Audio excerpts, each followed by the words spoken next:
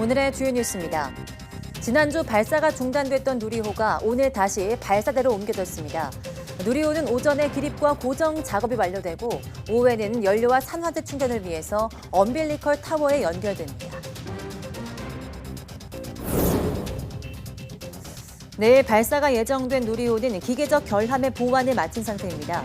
문제가 됐던 부품을 교체했고 다른 센서와 기체에 대한 점검에도 문제가 없어서 새로운 문제가 추가로 생기지 않는 한 발사에 문제가 없다는 관측입니다. 장마 전선이 북상하면서 오늘 제주부터 장마권에 들어갑니다. 누리호 발사 예정일인 내일 비 예보가 있지만 강우량이 적고 바람도 지상풍과 고층풍 모두 발사 기준 이내의 약풍으로 예상돼서 발사에 큰 걸림돌은 되지 않을 거란 전망입니다.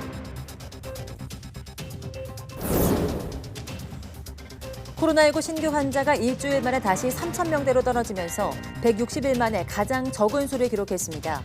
이는 월요일 발표 기준으로는 1월 10일 이후 23주 만의 최저로 감소세가 꾸준히 이어지고 있습니다. 오늘부터 백신에 맞지 않는 사람도 요양병원에서 대면 접촉 면회를 할 수 있습니다. 다만 한꺼번에 사람이 몰리지 않도록 사전 예약을 해야 하고 사전 검사와 면회 중 마스크 착용 등 기본 방역 수칙은 지켜야 합니다.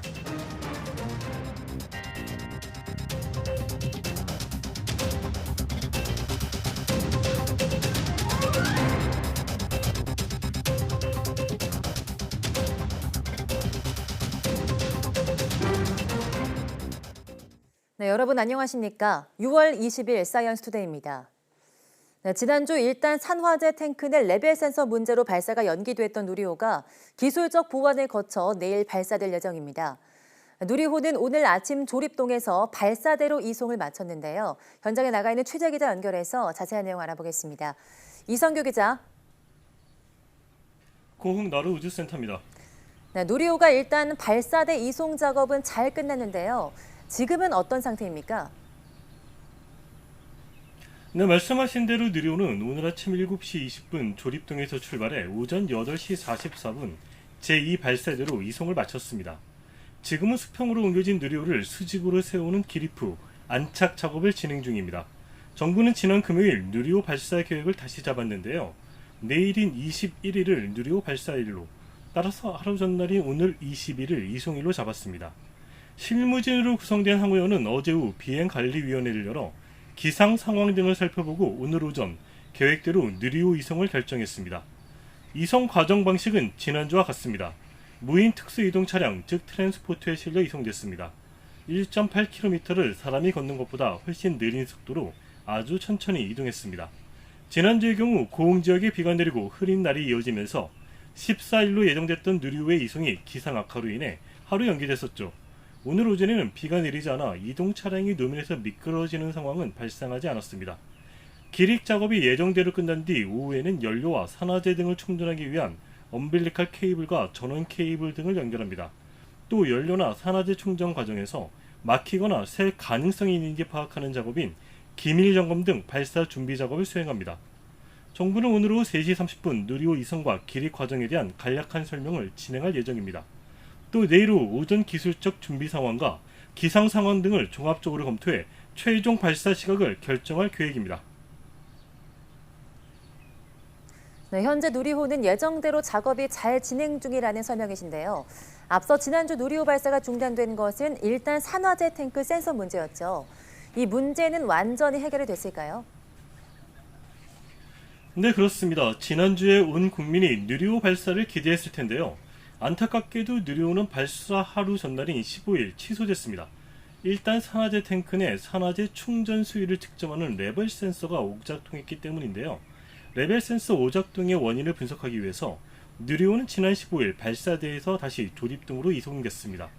신속한 점검을 위해서 우선 신호를 모아 처리하는 신호 처리 박스와 이와 관련한 전기 신호 부품을 점검했는데 여기서는 기술적인 문제가 발견되지 않았습니다.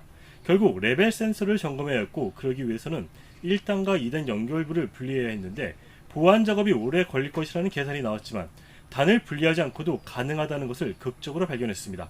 여기서 코어의 고장을 확인했고 코어를 신품으로 교체 장착했으며 이후 전기 신호등을 점검한 결과 정상 작동이 가능함을 확인했습니다. 센서 코어는 산화제 수에 따라 특정 정보를 전달합니다. 레벨 센서 교체 이후 주변의 다른 센서 점검과 1단과 2단, 3단 전체의 정기적인 부분을 점검한 결과 이상은 없는 것으로 나타났습니다. 따라서 오늘 다른 이상이 추가로 발견되지 않는다면 누리호는 일단 기술적으로 내일 예정대로 발사하는데 큰 문제가 없을 것으로 보입니다. 또 장마철에 접어들면서 날씨가 돌발 변수가 될 여지가 있지만 다행히 지금까지의 기상예보로는 내일 발사에 날씨는 큰 영향이 없을 것으로 보입니다. 지금까지 나로우즈센터에서 전해드렸습니다. 네, 들으신 것처럼 누리호 재발사의 최종 변수는 날씨입니다.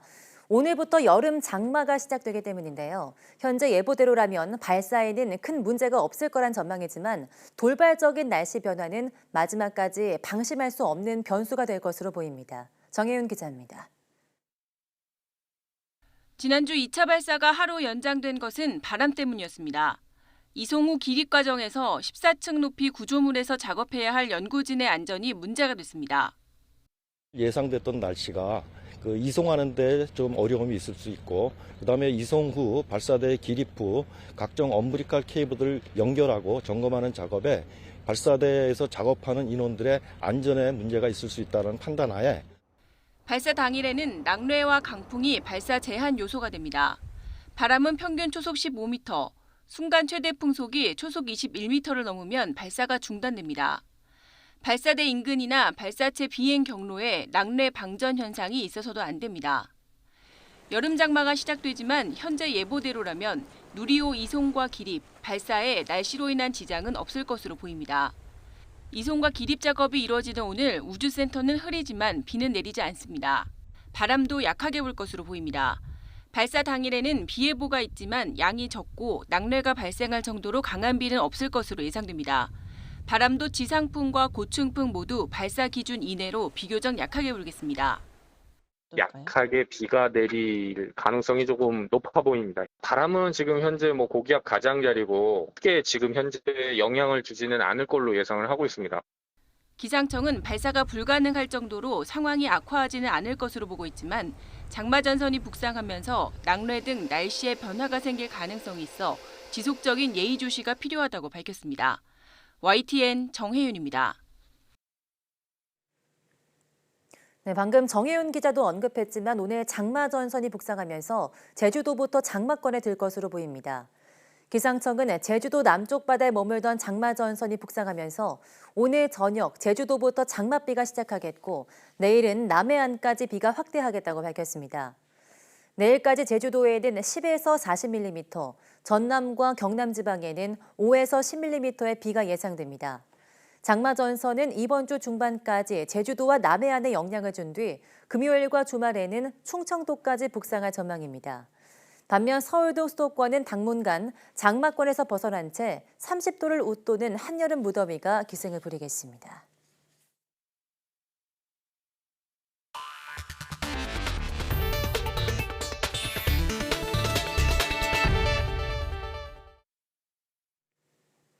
네, 코로나19 신규 환자는 3,538명으로 전날보다 2천여 명 줄었습니다.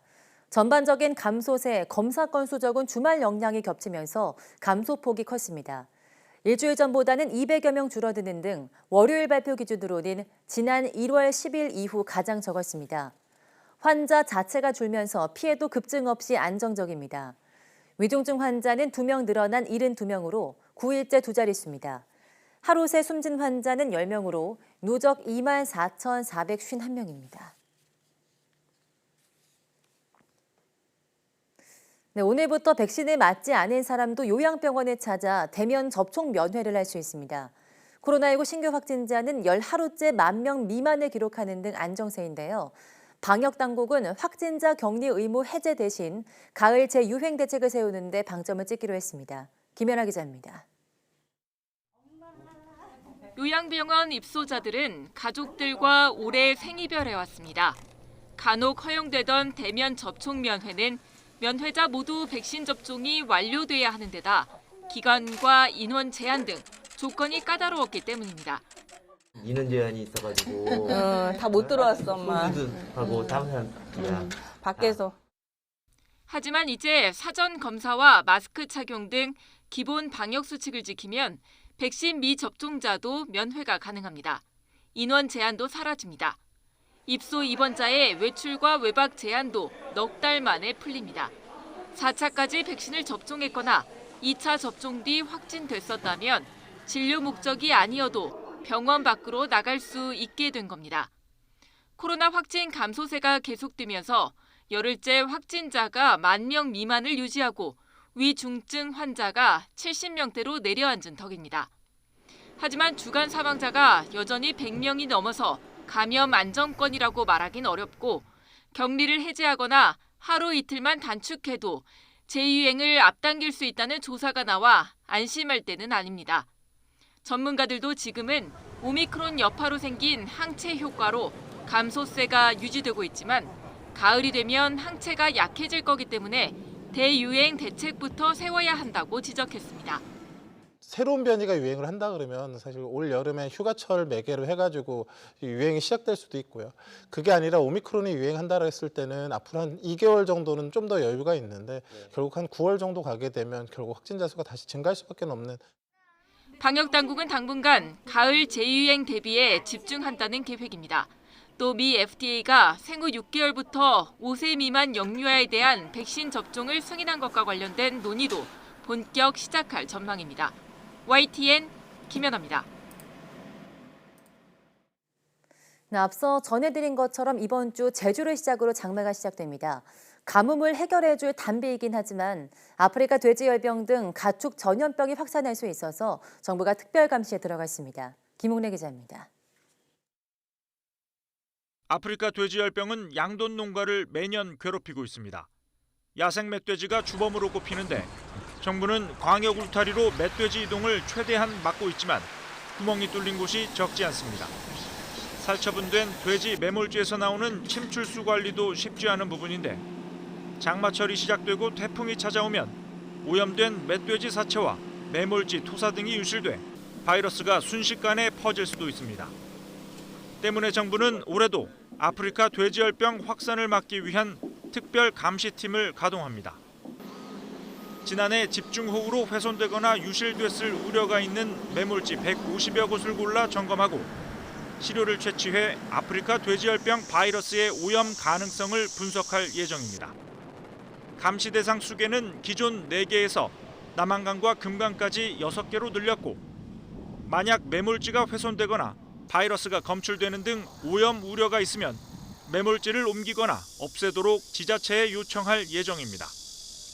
다만 아프리카 돼지열병은 정부의 노력에도 매년 반복되고 발견 지역도 넓어지고 있는데 올해도 발병한다면 농가 피해는 물론 이미 치솟을 대로 치솟은 물가에 추가 부담이 생긴다는 것도 문제입니다.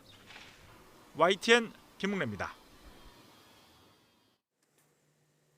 네, 최근 영상 촬영은 물론 환경 감시, 또 재해 예방의 배달까지 실생활에서 드론 활용이 크게 늘고 있죠. 하지만 아직은 정해진 코스만 비행하거나 강풍 등 급격한 날씨 변화에는 비행이 어려운 한계가 있는데요. 한국인 과학자가 이끄는 미국 연구진이 우산이 날아가는 강풍도 스스로 뚫고 가는 똑똑한 드론을 개발했습니다. 보도 양회영 기자입니다. 피자와 콜라를 실은 드론이 날아갑니다. 2.6km를 자동 비행한 뒤 목적지에 무사히 도착합니다. 지난해 세종 호수공원에서 진행된 드론 피자 배달 시범 서비스입니다.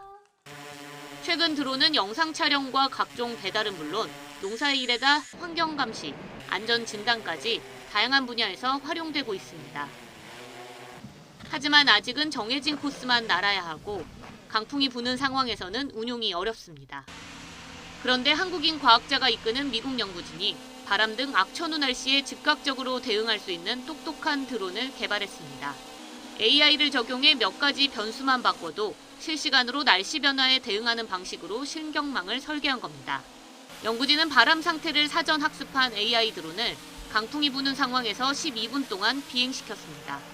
정해진 경로를 따라가는지 확인해보니 기존 드론보다 오류율이 4분의 1 수준으로 줄었습니다. 또 우산을 쓰기도 어려운 정도인 최대 초속 12.1m의 강풍 속에서도 드론을 비행시켰습니다. 사전에 학습하지 않은 강풍임에도 AI 드론은 팔자 모양의 경로를 그리며 안정적으로 비행했습니다. 연구진은 개발한 AI 드론이 실험을 위해 특수 제작한 것이 아니라 시중에 판매하는 드론을 개조한 것으로 상용화 가능성이 크다고 설명했습니다. I think this drone is actually very standard and very easy to manufacture. For example, this computer is called Raspberry Pi. It's super cheap. It's like $50, and it's very easily accessible, and it's very accessible. And this motors is also very, easily accessible. 또 날씨에 실시간으로 적용하는 AI 기술은 드론뿐 아니라 다양한 로봇 시스템에도 적용할 수 있다고 덧붙였습니다. That can make the air ride more smoother and more comfortable and so on, because it can actually handle these turbulent wind conditions better. 이번에 개발한 기술로 드론이 날씨와 상관없이 도심을 자유자재로 누빌 수 있는 날이 빨라질 것으로 기대됩니다. 이번 연구 결과는 국제학술지 사이언스 로보틱스에 실렸습니다. YTN 사이언스 양우영입니다. 발생 초기에 화재를 정확하게 구별하고 진압까지 할 수 있는 기술이 개발됐습니다. 이 모든 과정을 인공지능이 자율적으로 판단하고 진행해서 활용도가 클 것으로 보입니다. 김진두 기자입니다. 공간 전체를 감지하는 CCTV에서 불을 발견합니다. 이 신호를 받은 인공지능은 불이 진짜인지 가짜인지를 먼저 판단합니다. 적외선 카메라로 주변 온도를 측정하고 가짜 불이면 비화재로 판단합니다. 진짜 불로 판정되면 바로 소화 시스템이 가동됩니다. 화재 원점의 위치를 파악한 뒤 소화기가 가동돼 그 주위에 물이나 소화제를 뿌려 진압합니다. 화재가 발생해서 수분이 지나면 기하급수적으로 이렇게 전파되게끔 되어 있습니다. 그래서 화재가 발생했을 때 얼마나 빠른 시간 안에 진압하느냐가 관건인데, 이 시스템의 화재 감지 정확도 목표는 98%. 하지만 센서를 조합해 정확도를 더 높였습니다. 또 물이나 소화액을 최대 65m 이상까지 분사할 수 있어 원거리에서 발생한 화재도 진화 가능합니다. 저희가 오탑률을 줄이기 위해 복합 센서를 3가지 모듈을 구성을 하였고, 당초 계획했던 98% 화재 감지 정확도보다 더 높은 100% 화재 감지 정확도를 달성을 하였습니다. 소형화할 수 있게 설계된 이 시스템은 군이 함정에서 피격으로 발생할 수 있는 화재에 자율 대응하기 위해 개발한 것입니다. 하지만 대형 화재 발생 가능성이 높은 물류창고나 초고층 아파트, 산불 위험 지역에도 활용이 가능할 것으로 보입니다. YTN 김민우입니다.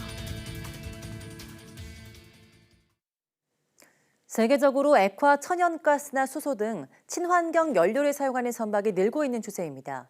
조선업체와 철강업체가 10년간 연구 끝에 기존 소재보다 저렴하고 성능이 좋은 선박 연료 탱크를 개발했습니다. 박종혁 기자가 보도합니다. 30만 톤급 대형 석유 운반선에 액화 천연가스, LNG 연료 탱크를 탑재합니다. 탱크 하나의 무게는 300톤, 저장 용량은 1,600톤입니다. 특이한 점은 연료 탱크의 소재가 고망간간이라는 점. 기존에는 니켈 합금강이나 알루미늄 또는 스테인리스 강을 주로 사용했습니다. 기존 소재는 가격이 높고 작업 공정도 까다로웠습니다.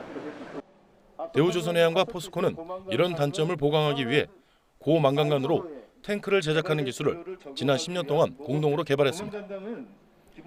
영하 163도 극저온의 액화 천연가스를 견디는 성능도 우수하고 비용은 기존보다 25% 줄일 수 있다는 설명입니다. 외국 업체에 기대거나 가격이 비싼 그런 소재들에 의존을 했었는데, 이번에 개발한 제품을 통해서 가격 경쟁력도 높였고 생산성도 높이는 그런 쾌거를 이루었습니다. 현재 액화 천연가스를 원료로 하는 선박의 시장 규모는 1000여 척 정도입니다. 친환경 선박의 수요가 늘면서 오는 2030년에는 지금보다 5배 이상 늘 전망입니다. 선박이나 그런 가스들을 액화시켜서 운반하는 선박들이 시장이 아주 급격히 확대될 거로 그렇게 생각되기 때문에 대우조선해양과 포스코는 고망간간 연료 탱크 제작 기술을 국내 조선업계와 공유할 예정입니다. 고망간간 연료 탱크의 독자 개발이 우리 조선업계의 경쟁력을 높이는 데 도움이 될 것으로 업계는 기대하고 있습니다. YTN 박종혁입니다. 사회적 거리두기가 풀리면서 카드 사용액이 1년 전보다 10% 넘게 증가하는 등 소비가 되살아날 조짐을 보이고 있습니다. 다만 끝을 모르고 오르는 물가와 높은 금리가 소비 회복에 걸림돌로 작용할 것으로 보입니다. 강희경 기자입니다. 평일 오후인데도 서울역이 기차 타려는 사람들로 가득합니다. 올해 초 연휴를 앞두고 한산하기만 했던 분위기와는 대조적입니다. 올해 초보다 철도 이용객이 150% 정도 증가되었습니다. 발 디딜 틈이 없을 정도로 서울역의 이용객들이 많이 증가되고 있습니다. 실제 지난 4월 전체 카드 승인액은 지난해 같은 달보다 11% 늘었고 이 가운데 철도와 항공 등 운수업 관련이 70% 급증했습니다. 여행사와 여행 보조 서비스업 등도 40% 넘게 늘었습니다. 사회적 거리두기가 풀리면서 소비가 되살아날 조짐을 보이는 겁니다. 코로나19 이후 비대면 중심으로 전환되었던 생활 방식이 점차 정상화되면서 고령층을 제외한 경제 주체들의 소비 활력이 전반적으로 확대되었습니다. 소비 여력도 회복세입니다. 실질적인 주머니 사정을 보여주는 지표인 1인당 가계 총처분 가능 소득은 지난해 8.6% 늘었습니다. 문제는 고물가와 고금리입니다. 연일 치솟는 물가에 선뜻 지갑 열기가 쉽지 않은 데다 소비액이 늘어나더라도 실질적인 소비의 질은 떨어질 수 있습니다. 전반적인 물가 상승에 따라서 국민들의 구매력이 감소하고 실질 소득이 감소하면서 사실상 실질 소비는 오히려 감소하고 소비의 질 역시 떨어지고 있는 것으로 판단됩니다. 또 기준금리가 계속 올라 대출이자 부담이 늘어나면 소비 심리는 위축될 수밖에 없습니다. 하반기 소비가 우리나라 경제 성적을 좌우할 거란 전망도 나오고 있어서 소비가 본격적인 회복세에 접어들 수 있을지 주목됩니다. YTN 강희경입니다. 정부가 고유가에 따른 서민 부담을 덜기 위해 유류세 인하폭을 확대하기로 했습니다. 7%를 추가 인하해서 법이 허용하는 최대 한도인 37%까지 유류세를 깎아주겠다는 건데요. 기름값은 연일 사상 최고치를 기록하고 있습니다. 보도 이승윤 기자입니다. 전국 주유소 휘발유와 경유 평균 가격은 모두 2,100원대를 훌쩍 넘어서며 연일 최고가를 경신하고 있습니다. 유가 고공 행진으로 알뜰 주유소를 찾은 시민들의 바람은 하나 같았습니다. 너무 비싸가지고 넣기가 굉장히 불편하지. 기름값이 빨리 하루라도 1,800원대, 1,700원대까지 내려갔으면 좋겠다는 바람이고 다른 건 바람이 없어요. 이처럼 고유가에 신음하는 서민 부담을 덜기 위해 정부가 유류세를 법이 허용하는 최대 한도까지 인하하기로 했습니다. 유류세 인하 폭을 7월부터 연말까지 법상 허용된 최대 한도인 37%까지 확대하여 석유류 판매 가격의 인하를 유도하겠습니다. 지난해 말 국제유가 급등과 올해 초 우크라이나 사태 이후 30%까지 끌어올린 유류세 인하폭을 최대 한도까지 끌어올린 겁니다. 화물, 운송업계의 유류비 부담을 덜기 위해 경유 유가 연동 보조금 지원 기준 단가를 리터당 1,750원에서 1,700원으로 인하했습니다. 경유 유가 보조금은 기준 가격을 넘어서는 경유 가격의 절반을 정부가 지원하는 방식으로 지급됩니다. 휴가철을 앞두고 국내선 운임 인상 압력도 완화하기로 했습니다. 국내선 항공료에 대해서는 할당 관세를 적용하여 현재 수입 관세 3%를 0%로 인하함으로써 고유가 속에 대중교통 이용을 촉진하고 서민 부담을 덜어주기 위해 하반기 대중교통 신용카드 소득 공제율을 40%에서 80%로 높이기로 했습니다. 정부는 이와 함께 농축수산물과 필수식품 중 가격 상승 품목은 비축물자를 방출하거나 긴급 수입하겠다며 정해놓은 수입 물량까지는 관세를 거의 부과하지 않는 할당 관세 적용 품목을 확대하는 추가 조치도 검토하겠다고 강조했습니다. YTN 이승윤입니다.